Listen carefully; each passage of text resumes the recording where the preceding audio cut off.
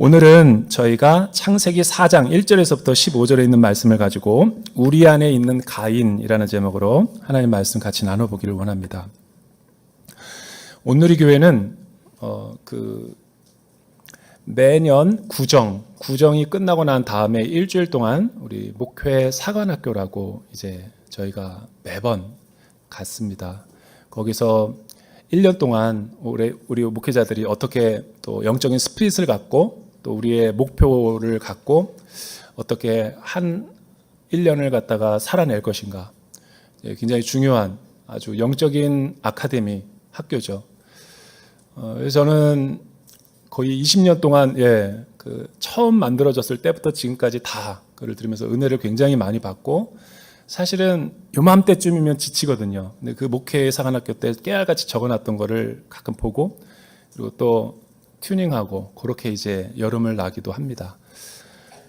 근데 많은 우리가 평소에 만날 수 없었던 강사들이 직접 모셔서 직강도 해주시고 또 같이 교제를 나누시고, 근데 언젠가는 한번 이제 담임 목사님께서 장을 열어주셔서 우리 담임 목사님의 사모님이 오셔서 이정선 사모님이 직접 강의를 해주셨어요. 두란노 바이블 칼리지 내적 치유 명강사시거든요. 그런데 그때 개인적으로 너무 많은 은혜를 받아가지고 내적 치유도 여러 번 이렇게 들어봤지만 최고의 명강이었다. 그리고 그때 보여주었던 이 비디오 클립이 너무너무너무 제가 은혜를 받아서 그 이후로 그 영화를 몇 번이나 봤는지 몰라요. 오늘도 설교 준비하면서 또 봤어요. 그 영화는 플랜맨이라는 건데, 플랜맨, 이 직역하면 이 완벽주의 사람이라는 뜻이죠. 완벽주의. 모든 것을 플랜이 아니면, 계획이 아니면 삶이 유지가 안 되는 사람들.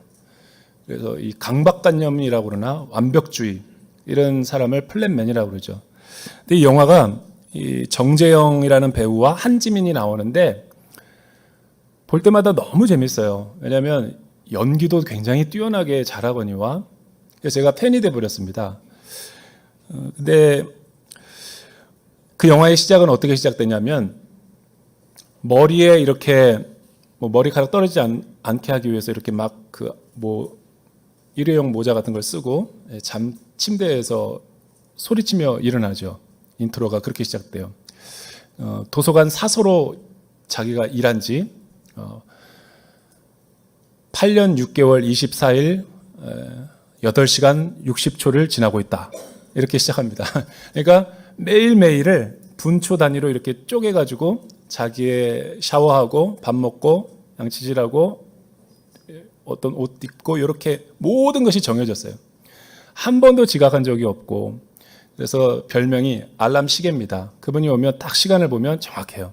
그렇게 철두철미하게 살아가는 사람인데, 어떻게 이런 인물 유형이 우리 일상생활에서, 직장에서, 또 가정에서 이렇게 생활하고 있을까? 우리도 나 자신일 수도 있죠. 그런데 그 영화의 그 중간에 보면은 그는 평소의 꿈이 이제 세탁소 사장이에요. 왜냐하면 너무너무 이렇게 완벽주의에다가 결벽증이어가지고 사람과 악수를 하면 분무기를 가지고 막 이렇게 휴대용 분무기를 갖고 다닙니다. 그리고 누가 자기를 갖다가 뒤에서 탁 치면 옷을 벗어서 바로 세탁소에 갖다 줘야 돼요. 그런 인물. 모든 게 다 정해져 있죠. 냉장고를 열면 요구르트가 흩어져 있으면 안 되고 일렬로 차례대로 있어야 되고, 어지럽히거나 뒤죽박죽 돼 있는 거를 참지를 못하는 거죠. 그렇게 완벽하게 자기 틀에 갇혀서 살아가고 있는 사람이었는데, 편의점에 갔다가 그 편의점 여성에게 fall in love, 사랑에 빠지게 되죠. 너무 자기가 찾던 이상형의 여성이었어요. 편의점 주인이었는데 갈 때마다 머리 한 올이 흐트러지는 법이 없어요. 자기와 같은 거죠. 자기가 로망으로 생각할 때 저런 여자면 나를 이해해 줄 수 있을 거야. 손톱도 한 번도, 그리고 아이라인도 한 번도 이렇게 자로 잰 듯한 그 여성도 그 남자 못지않게 플랜 우먼이에요. 그리고 막 그런 완벽한 정리정돈. 근데 용기가 없어서 대시를 못하는 거죠. 그래서 어느 날 갔는데 알바생이 와요. 알바가 바로 이제 그 한지민인 거예요. 근데 이 한지민이라는 여성은 완전히 이 무계획과 이 완전히 정반대죠. 자유분방하고 직설적이고 뭐 하고 싶은 대로 다 하고 완전히 자유로운 영혼이었어요. 근데 이 친구에게 부탁하는 거죠. 자기가 이러이러하게 사랑을 하게 됐는데 어떻게 표현해야 되냐. 그러면 자기 말을 들으라 해서 조건부로 해서 이렇게 코칭을 해줘요. 일단은 정신병원에 가야 된다. 치료를 받으면서 내가 코칭해주는 대로 따라해라. 왜냐하면 그 코칭이 처음에 마음에 안 들어가지고 자기 마음대로 대시했다가 그 자리에서 거절당하는 수모를 겪게 됩니다. 나도 내 성격이 지겨워 죽겠는데 당신 같은 남자 하나를 내가 또 얻어가지고 어떻게 사랑하냐. 가라고 욕을 하면서 가버려서 큰 충격에 빠집니다. 이 정지영은 고민하다가 결국은 한지민에게 다시 찾아가서 하라는 대로 다 할 테니까 자기를 고쳐달라고 사랑할 수 있도록 작전이 이제 시작되는 거죠. 쭉 이렇게 해프닝이 벌어지는데 결론은 이제 정신과에서 치료받는 그 과정 가운데서 역할극이라는 것이 있어요. 그리고 진실하게 자기가 과거의 원 가족사에서 어떤 아픔과 상처가 있었는지를 일기장에다 쓰고 같이 나누는 거예요. 정직하게. 그리고 마지막에는 이제 무대 앞에 서가지고 치유하는 거죠. 그 과정을 한지민이 계속 도와주는 겁니다. 근데 영화 3분의 2 말미에 그 장면이 나와요. 왜 플랫맨 같은 사람이 이런 괴물 같은 성격의 유형이 나왔는가? 본인이라면 제가 죄송하게 생각합니다. 괴물 같은 성격. 그런 사람이랑 어떻게 살아요? 자기는 완벽하지 않으면서. 그런데 왜 그 사람이 그렇게 됐는지를 배경을 설명해 주는데 어렸을 때로 돌아가는 거예요. 이 친구는 원래 초등학교 1학년, 2학년 때 IQ 200을 넘었어요. 그래서 천재형 소년으로 초등학교 우리나라 전체의 언론에 다 스포트라이트를 받았죠. 그리고 이미 미국의 하버드에 가기로 다 따놓은 상태고. 그런데 엄마의 치맛바람 때문에 엄마가 너무 허영심에 과시욕이 있어서 내 아들을 이렇게 썩힌다는 건 아깝다. 그래가지고 퀴즈왕, 퀴즈쇼 같은 데 다 나와가지고 다 상을 휩쓸고 많은 언론들의 이렇게 취재를 받고 누구의 아들입니까? 그러면 자기 이름 나올 때 엄청나게 황홀해하는 그런 어머니. 그런 엄마가 이 엄청난 상금이 걸린 퀴즈 대회에서 다 물리치고 거의 1등에 다다랐어요. 한 문제만 맞히면. 근데 이 친구가 얼마나 대단하면 100개의 숫자를 갖춰도 딱 보면 정답을 맞춰요. 모든 걸 다 해가지고 다 올라갔고 임의로 방청객에서 아무런 숫자가 다 얘기해주면 바로 계산해내고 이제 마지막 한 문제가 남았어요. 답이 5였어요. 5. 근데 이 아들이 그 무대에서 그 답을 알고 있음에도 불구하고 4라고 말해요. 일부러. 그런 순간 장래가 어수선해지고 뭐가 날라오고 다른 얘기로 1등이 넘어가니까 스포트라이트가 가고 관심이 다 뺏기니까 그 치맛바람이 일으킨 어머님이 실신을 해버려요. 모든 게 다 물 건너가 버렸으니까. 그리고 엄청난 상실감에 아들과 함께 벤치에 앉아가지고 울면서 있는데 엄마가 이런 말을 합니다. 너 손톱이 뭐야 이거? 깎았어 안 깎았어? 손 씻었어 안 씻었어? 막 화를 내는 거예요. 그게 트라우마가 된 거죠. 아, 우리 엄마가 내가 손톱을 안 깎고 비누로 씻지 않아서 나를 싫어하는구나. 그래서 내가 이러면서 살면 안 되겠다. 그러니까 모든 것이 정확해야 돼요. 깨끗하고 무균실. 그리고 이 아이가 외치고 가요. 난 엄마랑 같이 살고 싶어. 미국 안 갈 거야. 그리고 계단으로 막 도망가는데 이 아이를 잡으려다가 엄마가 계단에서 굴러 떨어져서 즉사해요. 그 트라우마가 이 정재영에게 평생 이렇게 상처로 남아있는 거죠. 왜 이렇게 플랫맨으로 살지 않으면 계획이 없고 또 이렇게 철저하지 않고 그리고 결벽증이 아니면 자기는 아니는지. 그런데 나중에 그 정신병원에서 그 역할극을 시켰을 때 그 의사가 엄마 역할을 해주면서 치유와 화해가 일어나죠. 이 얘기를 많은 사람들 앞에서 관객들 앞에서 이야기하는데 막 우는 거예요. 그러니까 성인 아이죠. 어렸을 때 과거로 돌아가서 아픔과 상처를 이야기하는데 우는데 의사가 나와서 꼭 껴안아주는 거예요. 엄마야, 괜찮어. 엄마 안 아파. 너는 너무 훌륭했어. 다시 원래 하고 싶었던 말로 돌이켜주는 거죠. 사실 엄마가 잘못했어. 이 말 한마디에 이 남자는 그동안 감옥에서 살았던 것에서 자유를 누리게 되는 거죠. 그리고 한지민이랑 사랑에 빠지게 돼요. 그 완벽주의 여성이 아니라. 그러니까 이 한지민이라는 여성은 정반대예요. 자유분방하고 직설적이고 계획이 없고 그렇게 해서 만나서 이제 행복하게 살았다라는 이야기죠. 여러분, 저는 이 영화를 보면서 딱 하나 제 마음 가운데 메시지로 남는 게 하나가 있어요. 저와 여러분의 원가족사, 인생을 살아가면서 우리가 내 힘과 능력으로 만나지 않았던, 하나님 안에서 만났던 우리 가족이 그런 엄마의 미성숙함으로, 그런 부모의 잘못된 그 말과 상처로 인해서 내가 어렸을 적에 얼마나 많은 수많은 상처와 아픔과 고통을 느끼며 살아왔는가. 나는 이미 몸은 성인이 됐고 사회인이 됐고 이미 할아버지가 된 사람도 있을 거예요. 근데 내가 내 성격이 왜 그렇게 가정 안에서 천덕꾸러기고 왜 교회 안에서도 늘 사람들이랑 관계성이 깨지고 오래 사람을 사귀지 못하고 왜 내 주변에는 늘 사람이 떠나고 그럴까? 이거는 예수를 믿고 십자가를 옛 자아를 죽이고 새 생명을 얻은 새 창조를 경험했다 할지라도 성인 아이의 때로 돌아가서 십자가의 예수님을 거기서 치유와 회복시키지 않으면 우리의 삶은 성화와 영화를 기대할 수 없어요. 늘 구원받은 것에 만족하고 영적인 구원, 그러나 혼, 지, 정, 의 부분은 여전히 옛사람의 성품을 그대로 갖고 있기 때문에 무드가 조성되면 언제든지 그런 것들이 튀어나오는 거예요. 순모임 때도. 하고 해야 되지 말, 하지 말아야 될 말을 구분을 못해요. 분명히 신앙이 좋은 사람인데, 기도 많이 한 사람인데도 늘 관계가 안 좋아. 신앙이 좋은 사람인데도 불구하고 늘 세상에서 똑같이 하는 고민, 비교의식, 열등감, 시기, 질투, 원망, 남 탓, 책임의 피, 그리고 이기적이고. 그러니까 가만히 보면 이거는 신앙의 문제가 아니라 제자도의 문제인 거예요. 제자도.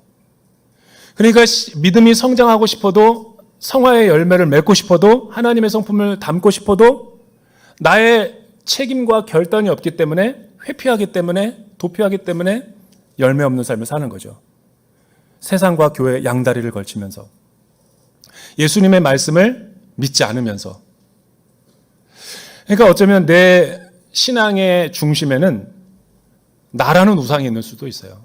하나님을 믿는다고 하면서도 껍데기만 하나님이지 중간에 중심에는 자기 중심성, 이기적인 마음, 이런 것들이 갈보리 언덕에 데려가자 못 박히지 않으면 우리의 삶은 예수 믿고도 불행해질 수 있다는 거. 예수 믿기 때문에 이원론적인 삶, 믿음과 삶이 분리가 되니까 더 많은 손가락질을 당할 수 있는 거예요. 모든 상처는 거절감에서 비롯되는 거예요. 거절감. 모든 내 모든 이 삶의 아주 안 좋은 부분들은 다 거절감 때문에 그것을 이제 합리화시키기 위해서 내가 만들어낸 죄의 열매들인 거죠. 반대로 이 거절감의 문제를, 근원적인 문제를 치유하면, 하나님과의 관계가 회복이 되면 나머지 문제는 우리가 걱정하지 않고 그냥 신앙 안에만 잘 붙어 있으면 그런 것들은 저절로 다 떨어져 나가게 돼 있는 거죠. 예를 들어 드릴까요? 여러분, 누가복음 19장에 보면 그 유명한 삭개오가 나옵니다. 삭개오는 우리가 오늘 말씀에 보는 것처럼 거절감의 대명사였어요. 왜냐하면 자아 형성의 조건은 보통 세 가지가 중요한데, 첫째는 외모적인 컴플렉스가 있었죠. 키가 작고 얼굴이 못생겨서 많은 사람들로부터 박탈을 당했어요. 그런 이런 콤플렉스를 회복시키기 위해서 세리로서, 매국노라는 앞잡이로서 사회적인 또 이 소외를 당했죠. 유대 사회로부터 거절을 당한 거죠.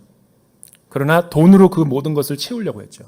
그리고 마지막 유대 공동체에서 그는 생활조차 할 수 없었어요.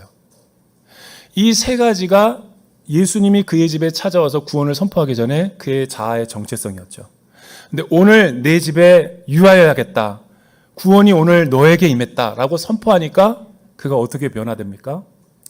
모든 거절감의 상처로부터 다 회복이 되는 거예요. 그러니까 중요한 본질이 뭐예요? 거절감은 하나님을 만나면 다 해결될 문제인데 우리가 하나님을 향한 진정한 예배와 또 우리가 복음의 능력을 믿지 않기 때문에 자꾸만 회피하며 살아가고 있기 때문에 내 상처에 하나님의 통치가 임하지 않는 거라는 거예요. 오늘 말씀을 통해서 우리가 거절감의 본질이 무엇인가, 또 하나님은 나에게 어떻게 변화된 자아상을 요구하는가 한번 살펴보기 원합니다. 1절에서부터 5절 있는 말씀 우리 큰 소리로 한번 읽어볼까요? 1절에서부터 5절 말씀 시작. 아담이 그 아내 하와와 동침하니 그녀가 임신해 가인을 낳고 말했습니다. 여호와의 도우심으로 내가 아들을 얻었다. 그리고 하와는 다시 가인의 동생 아벨을 낳았습니다. 아벨은 양을 치는 사람이 되고 가인은 농사를 짓는 사람이 됐습니다. 세월이 흐른 후 가인은 땅에서 난 것을 여호와께 제물로 가져오고 아벨은 자기 양떼의 첫 새끼들과 양떼의 기름을 제물로 가져왔습니다. 여호와께서 아벨과 그의 제물은 인정하셨으나 가인과 그의 제물은 인정하지 않으셨습니다. 가인은 몹시 화가 나서 고개를 떨구었습니다. 아담과 하와가 에덴에서 추방된 뒤에 여자의 후손이 오기를 기대하고 고대하면서 자녀를 둘을 낳았죠. 첫째는 가인이었고 소유라는 뜻, 둘째는 아벨, 티끌, 재, 먼지와 같다라는 이름의 아벨을 낳았어요. 이 두 형제가 시간이 흐르면서 이제 성인이 되고 직업을 갖게 되면서 첫째는 이제 농사를 지었고 우리 아벨은 양을 치는 그런 목축업을 하는 사람으로 살아가게 됐죠. 그런데 경건훈련이 제대로 안 됐는지 아니면 하나님을 경외하는 법을 몰랐는지 예배를 드리긴 드렸는데 하나님이 아벨의 예배는 기쁘게 받으시고 가인의 예배는 받지 않으셨다. 여기 표현해 보면은 이렇게 돼 있죠. 가인과 그의 제물은 거부하고 아벨과 그의 제물은 하나님께서 기뻐하셨다. 인정하셨다. 근데 아벨의 예물을 할 때 양떼의 첫 새끼들 그리고 양떼의 기름이라고 표현했죠.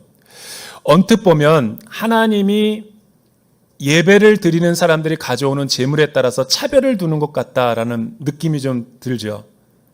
그래서 일부 학자들이, 일부 사람들이 우리도 부흥사들이 늘 이렇게 이야기하는 것을 듣고 잘못된 해석을 늘 해왔죠. 하나님은 가죽옷의 사랑을 입힌 그 속죄의 사랑을 생각하면서 양의 새끼를 드린 아벨의 예배만 받으셨고 피가 없는 제물인 우리 가인의 제물은 기뻐하지 않으셨다라고 쉽게 이야기하지만 그거는 부분적으로만 보면 사실이지만 성경 전체의 스펙트럼에서 보면 잘못된 해석이에요. 왜냐하면 그건 첫째 하나님의 성품을 곡해하기 때문이죠. 하나님은 예배드리러 오는 사람의 헌금 액수에 따라서 차별하나? 하나님은 그런 하나님이 아니죠. 직업을 편애하시나? 그것도 아니죠. 그 두 번째는 재물 때문에 그 누구의 예배를 받고 안 받았다는 건 사실이 아닌 게 여러분 레위기를 보면 소제도 나오거든요. 가난한 사람들은 소, 양 못 잡으니까 비둘기도 내고 그런 거를 봤을 때 곡식을 드렸다라는 것은 합당한 예물이죠. 여기에는 뭔가가 근원적인 이유가 더 있을 거라는 거예요. 성경에 보면 이들과 관련해서 세 가지 이야기를 하는데 우리 자막을 통해서 한번 성경 구절 마태복음, 히브리서, 요한일서를 차례대로 보여주죠. 같이 한번 읽어보죠. 시작. 그러므로 의인 아벨의 피로부터 성전과 제단 사이에 너희가 죽인 바랴가의 아들 사가랴의 피까지 땅 위에서 흘린 의로운 피가 다 너희에게 돌아가리라. 그대로 잠깐만 그 마태복음으로 가면 의인 아벨의 피가 중요해요. 의인. 이 뒷구절에 보면은 악인 가인이라고도 나와있어요. 의인과 악인을 서로 대조하는 거죠. 그리고 히브리서 시작. 믿음으로 아벨은 가인보다 더 나은 제사를 하나님께 드림으로 의로운 자라 하시는 증거를 얻었으니 하나님이 그 예물에 대하여 증언하십니다. 그가 죽었으나 그 믿음으로써 지금도 여기서는 믿음으로 아벨은, 그러니까 믿음으로 예물로 아벨은 가인보다 더 나은 제사를 드린 게 아니라 아벨의 예배에는 믿음이 있었다라는 거예요. 반대로 가인의 예배는 형식과 내용은 있었지만 믿음이 없었다라는 거예요. 습관, 타성, 매너리즘, 형식, 몸은 드리는데 마음은 딴 데가 있는 거죠. 여기도 그런 적 있죠.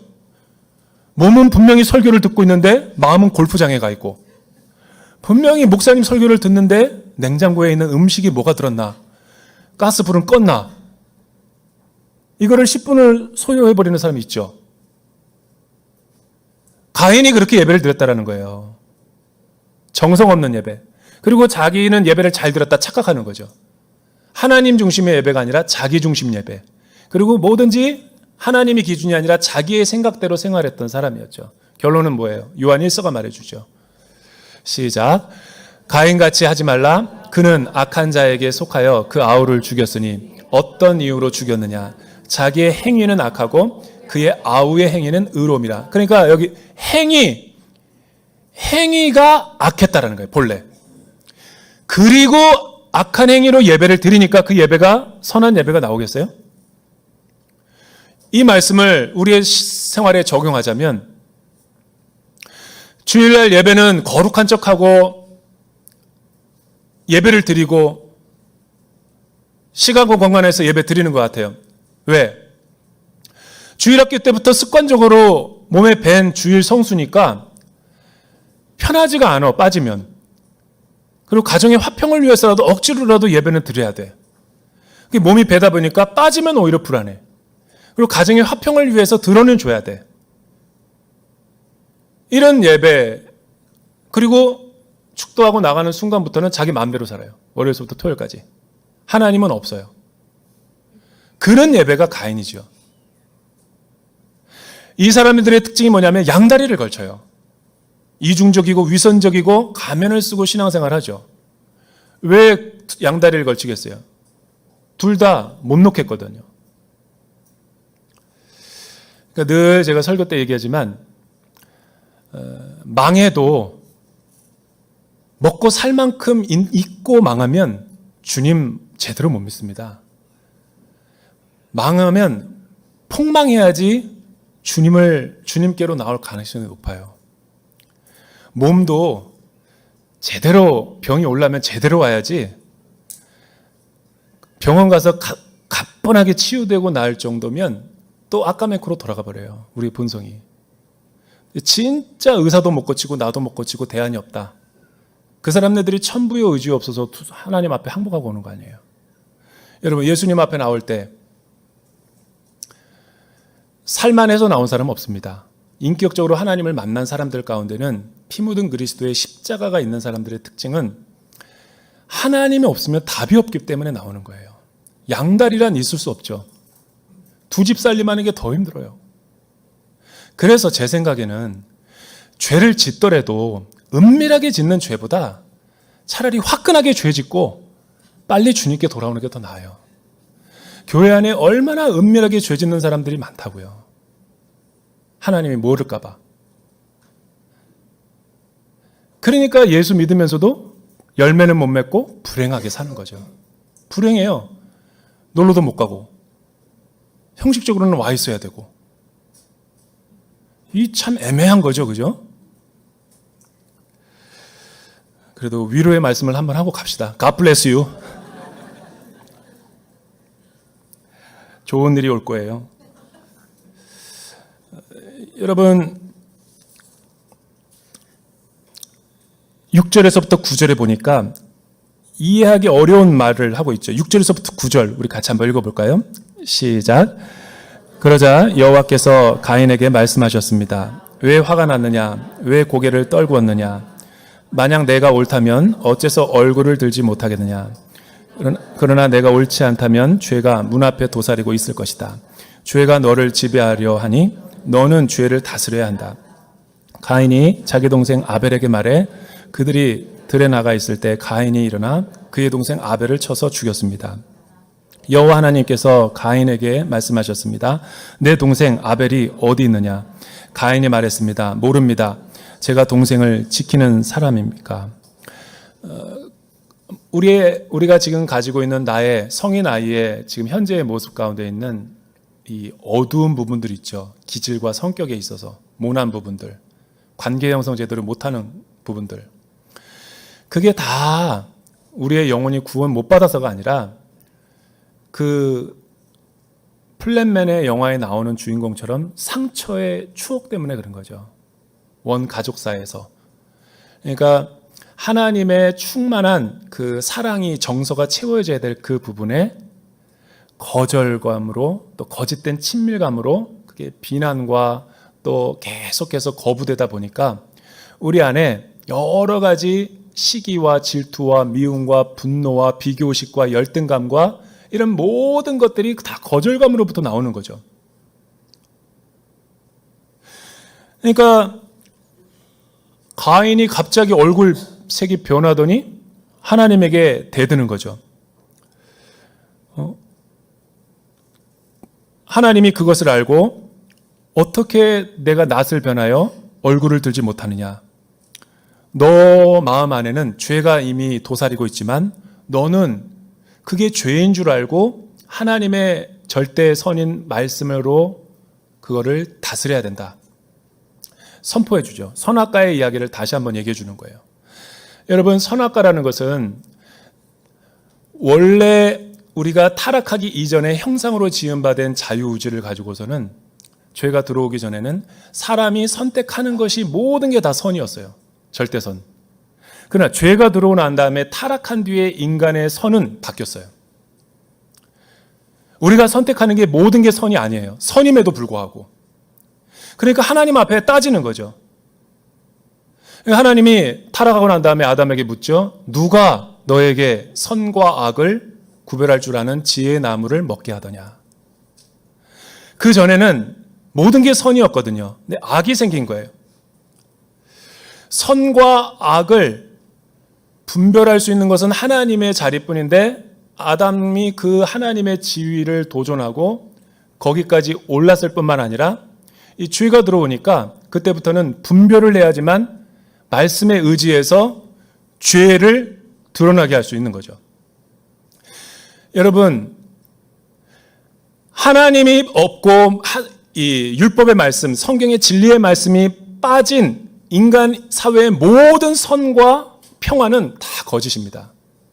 그것은 마치 불을 끄고 거울을 보며 화장하는 것과 똑같은 거예요.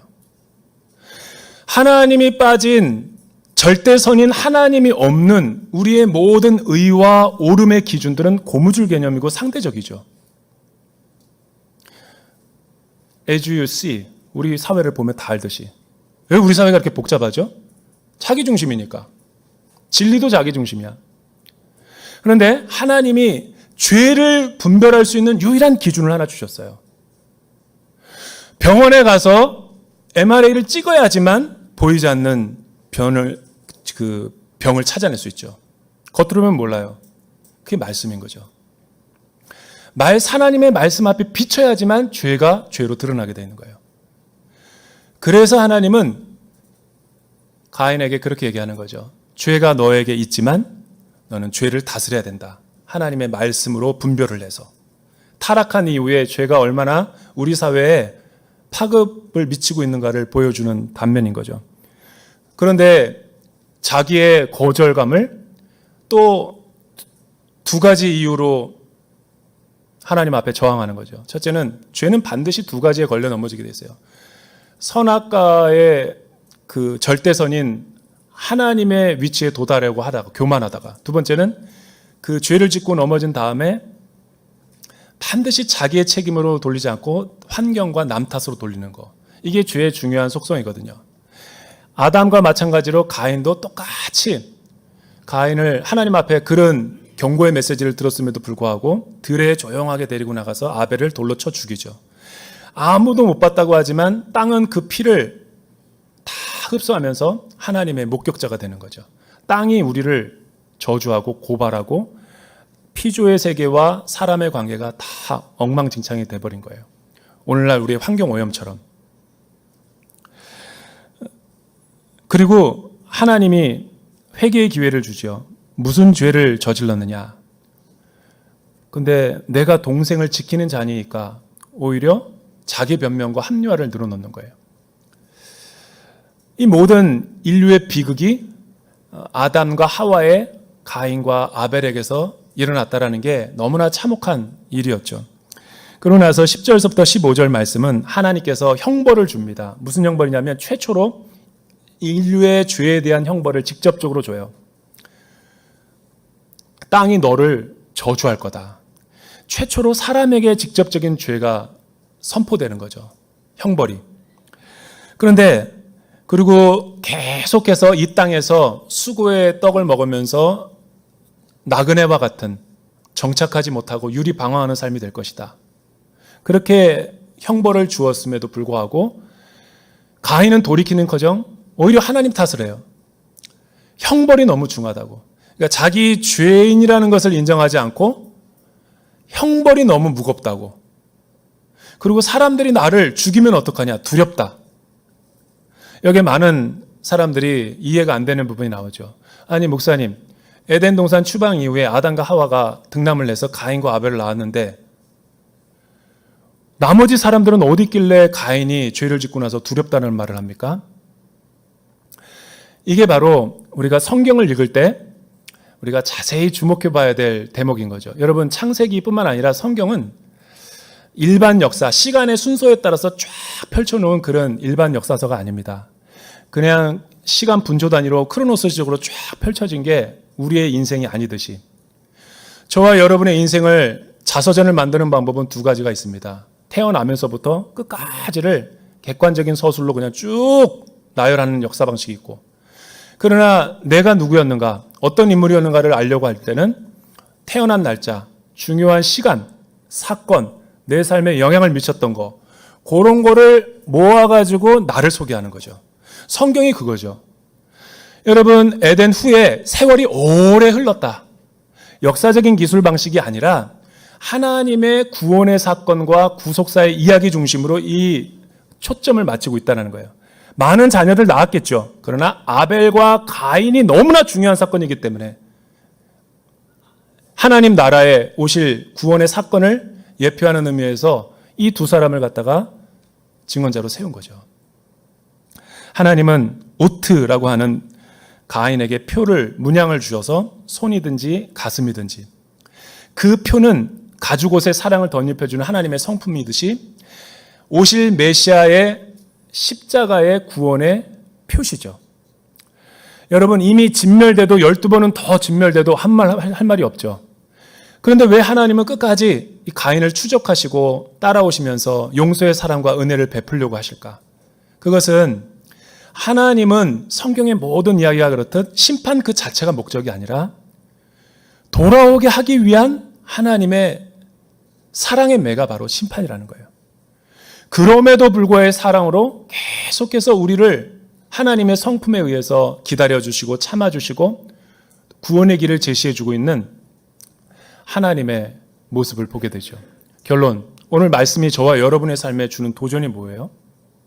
많은 이야기가 있었지만 여러분, 저와 여러분의 아픔과 상처를 어떻게 치유할 수 있죠? 거절감들을. 왜 나는 신앙생활을 오래 해도 연륜해도 나의 신앙의 열매와 성숙도가 이렇게 떨어지죠? 그거는 거절감을 치유해야지만이 우리가 열매와 성숙을 맺는데, 하나님으로부터 거절감을 당했을 때 죄가 타락으로 떨어졌던 것처럼 하나님과의 예배를 우리가 제대로 드리기만 하면 거절감의 문제도 치유된다는 거예요. 그래서 여러분, 아벨의 예배처럼 우리가 드리고 있는 예배를 점검해 볼 필요가 있어요. 우리는 왜 하나님에 대해서 늘 불평과 불만과 만족스럽지 못한가? 내가 드리고 있는 예배가 아벨의 예배인가 가인의 예배인가를 점검해 볼 필요가 있죠. 과연 내 예배가 하나님이 보실 때 정말 중심이 있고 전심으로 드리는 합당한 예배인가? 아니면 안 드리면 불안하니까 드리는 건가? 전통적으로. 여러분, 우리가 진짜 하나님 앞에 살아있는 예배를 드린다면 설교할 때 예배 나올 수 없죠. 30분 전에 나와서 이 예배를 위해서 눈물로 기도하고 한 주일 동안에 자기가 미흡했던 부분들 하나님 앞에 다 번제단에 대어서 태우고, 그리고 영적인 우선순위를 여기다가 두는 거죠. 왜? 여러분, 예배 한번 올 때 얼마나 많은 영적 전쟁이 있습니까? 비도 오는데 구질구질한데 가야 되나? 유튜브로 드리자. 바자맛바람으로. 그리고 뭘 가, 그냥 학원 먼저 가 라고 아이들한테 종용하든가. 오늘 미국에서 손님이 오시는데 다음에 드리지 뭐. 이렇게 가면 그때는 그냥 그런 하나의 사건으로, 이벤트로 끝나지만 계속 그런 게 누적이 되면 가인처럼 돼버리는 거예요. 그래서 예물을 중요시하는 거죠. 으뜸, 기름, 가장 좋은 것, 하나님께 우선적인 것을 드린 거거든요. 주일 예배만이 아니라 축도 끝나고 월요일 그리스도인이 돼야 되는 거예요. 월요일서부터 토요일까지 하나님 안에서 살다가 일상에서 예배자로, 주일날은 셀리브레이션이죠. 축제인 거예요. 월요일서부터 토요일까지는 예배자로 살지 못하다가 일요일날에만 와서 예배드리는 척하고 있으면 그 기분이 나겠어요? 예배의 성공이 인생의 성공인 거예요. 여러분, 예배를 잘 드리면 우리의 내적인 아픔과 상처들 다 치유가 됩니다. 참된 예배자가 되시기를 주님의 이름으로 축원합니다. 기도하겠습니다. 사랑하는 주님, 오늘 거룩한 말씀으로 우리의 잠자는 영혼을 깨워주심을 감사합니다. 우리가 하나님 앞에 온전한 예배자인가, 형식적인 예배자인가 돌이키게 도와주시고, 다시 한번 말씀 안에서 늘 하나님의 거룩한 진리의 말씀을 살아내는 참된 예배자가 되게 축복하여 주시옵소서. 예수님의 이름으로 기도드립니다.